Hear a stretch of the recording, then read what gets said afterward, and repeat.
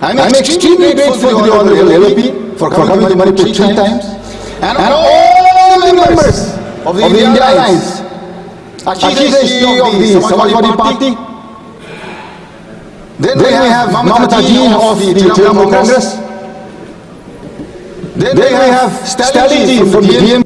8th of August, Madam, 15 months my people have borne this conflict. You can at least listen to me for 15 minutes without pressing the buzzer. Madam, please.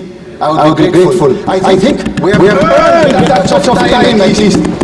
15 months. I am from Naga community in Manipur. We have stayed neutral to this conflict in letter and in spirit.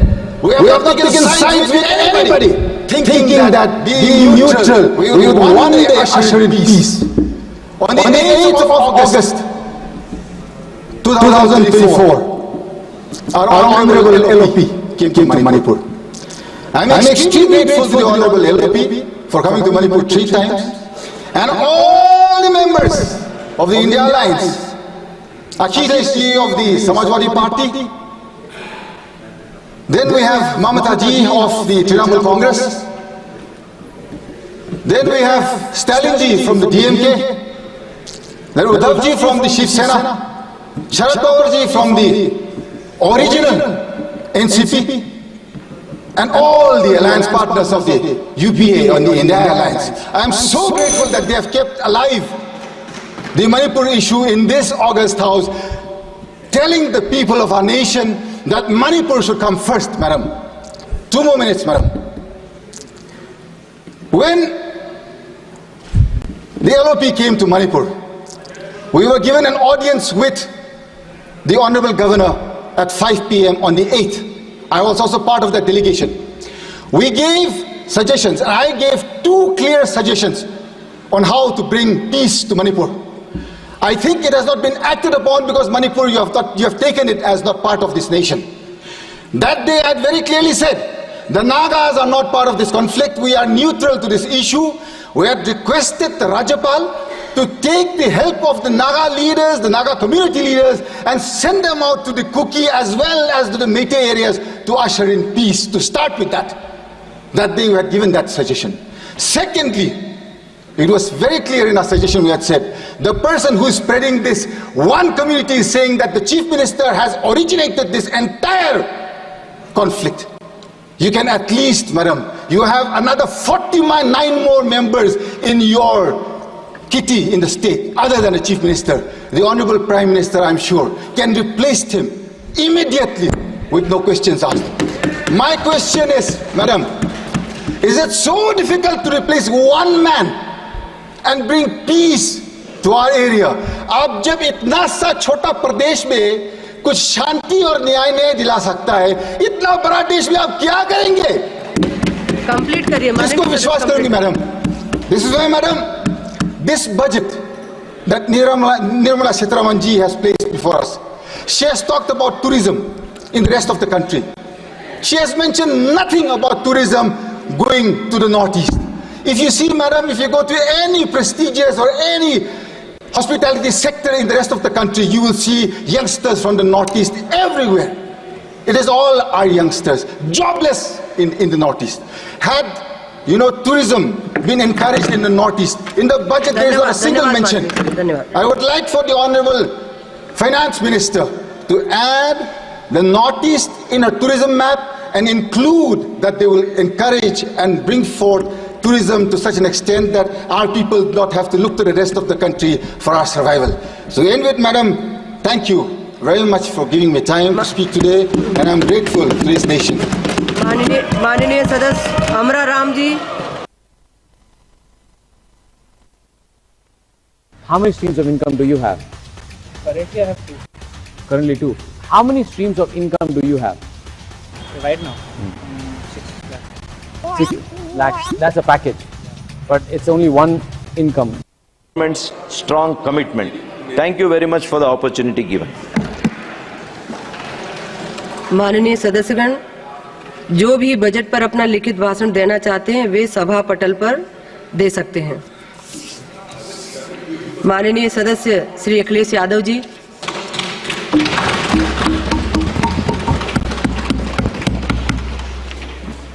सभापति महोदया, मैं आपका बहुत धन्यवाद देना चाहता हूं कि आपने मुझे बजट 2024-2025 में बोलने का मुझे मौका दिया है। इस सरकार का लगातार ये 11वां बजट है।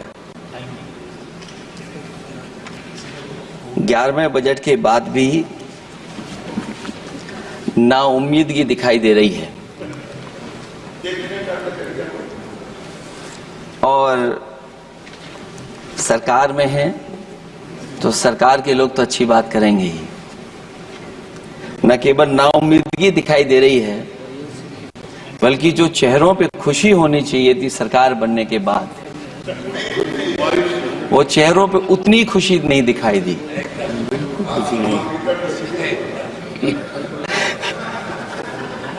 ये 11वें बजट में बेरोजगारों के लिए, युवाओं के लिए, गांव के लिए और उनकी तकलीफ परेशानी का जो मुद्दा है वो 9-2-11 दिखाई दे रहा है मुझे। महंगाई में घर चलाना, बच्चों को पढ़ाना और घर के बड़े बुजुर्गों की दवा इलाज से लेकर के महंगाई का जो सामना करना पड़ रहा है, ये बातें परिवार वाले बखूबी जानते हैं।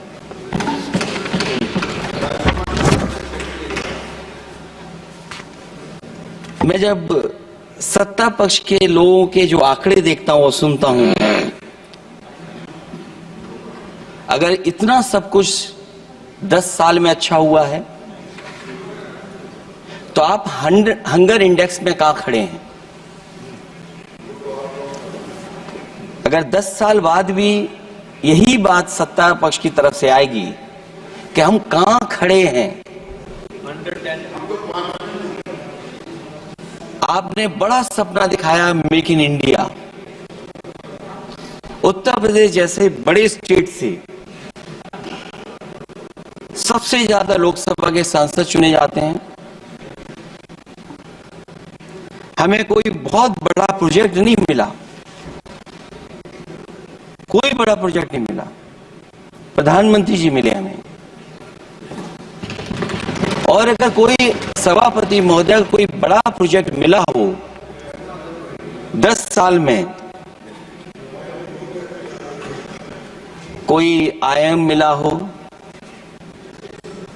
कोई आईआईटी मिली हो और जो ट्रिपल आईटी किसी समय पर उत्तर प्रदेश को दी थी, क्या उसमें क्या सहयोग सरकार की तरफ से हुआ है? न केवल ये संस्थाएं बल्कि गवर्नमेंट जो एजुकेशन की इंस्टीट्यूशंस हैं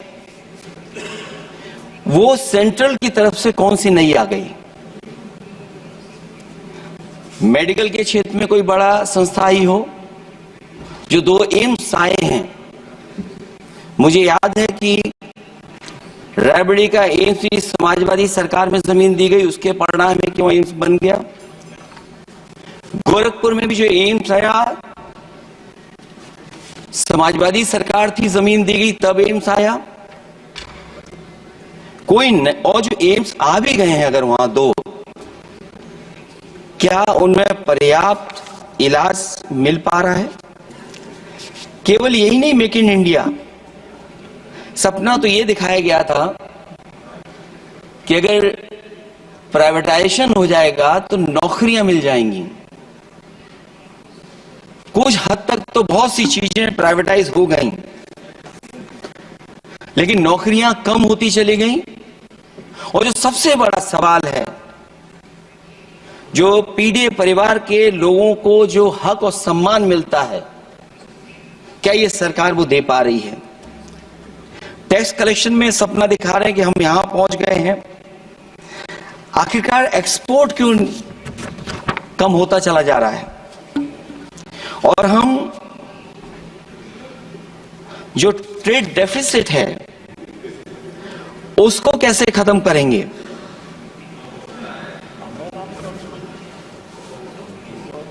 दस साल में अगर हम वहीं के वहीं खड़े हैं और कोई ऐसा कुछ न दिख रहा हो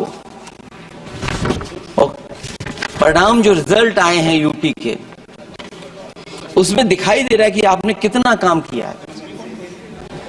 सभापति महोदय, अगर ये सब कुछ अच्छा किया होता तो क्या परिणाम ऐसे आए होते? जहां हारे ही नहीं हैं आप, सीटें ही कम नहीं हुई हैं। देश के प्रधानमंत्री जी भी वोट से हारे हैं, वोट से हारे हैं।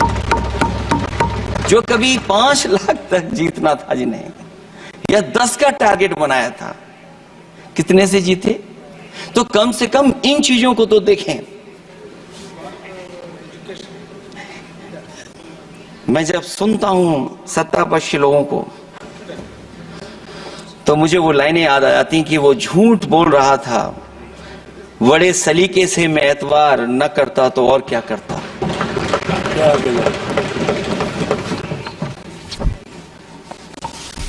मुझे याद है कि देश के प्रधानमंत्री जी ने जनकपुर में एक झंडा दिखाया था और उस बस में 35 लोग बैठ करके अयोध्या आए थे। सभापति महोदय, उस समय भी मैंने मांग की थी कि जहां से जनकपुर से यात्रा शुरू हो रही है और अयोध्या तक बस से लोग आएंगे तो पता नहीं कितने घंटों में आएंगे।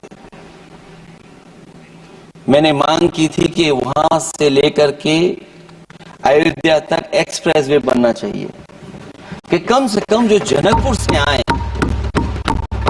और अयोध्या दर्शन करने आ रहे हैं और बस से आ रहे हैं, कम से कम उनकी तकलीफ परेशानी तो कम होती। जो आप कहते हैं कि एफडीआई बहुत आया है, मैं अभी सुन रहा था, कहा कि टेलीफोन बनने लगे। टेलीफोन बन नहीं रहे हैं, मोबाइल बन नहीं रहे हैं। वो समाजवादी पार्टी के समय पर नोएडा में जो इंडस्ट्रियल पॉलिसी थी, इलेक्ट्रॉनिक पॉलिसी थी, उसके तहत आई थी। वो इंडस्ट्री जितनी आई है उस समय उस पॉलिसी के तहत आई और बन नहीं रहा है, मेक इन इंडिया नहीं हो रहा है। लेकिन जमीन किसने दी है? जमीन किसने दी थी उन लोगों को? बिना जमीन पर हवा में बना दो तो मैं आपका धन्यवाद दूंगा। उस पॉलिसी के तहत वो झूठ बोल रहा था बड़े सलीके से।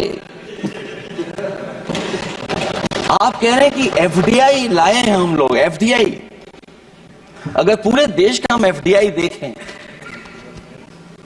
तो उत्तर प्रदेश को कितना एफडीआई मिला है? सभापति महोदय, अगर 1% से ज्यादा भी एफडीआई उत्तर प्रदेश को मिला हो तो बताइएगा। जो प्रोजेक्ट ढीले हो रहे हैं, जिसकी वजह से कॉस्ट ओवररन हो रही है, उसका जिम्मेदार सभापति महोदय कौन है? डबल इंजन की सरकार है। लखनऊ में भी सरकार आपकी है, दिल्ली में भी सरकार आपकी है। आखिरकार ऐसा क्यों हो रहा है? और आज ही जब सदन में सभापति महोदय हम लोग आए हैं तो एक और रेल एक्सीडेंट की खबर सुनी है। जब से ये सरकार आई है, रेल एक्सीडेंट्स और पेपर लीक में कंपटीशन चल रहा है कि कौन आगे जाएगा।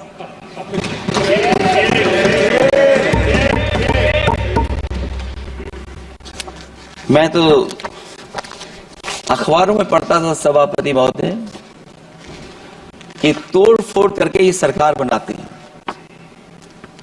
अभी एक सदस्य पिछली बार वो तोड़ फोड़ कर करके शायरी भी बनाने लगे हैं। जो प्रोजेक्ट और जिस प्रोजेक्ट के लिए प्रधानमंत्री जी एयरफोर्स का सबसे बड़ा हवाई जहाज हरकुलिस विमान लेकर के आए थे और वो सड़क पर उतरे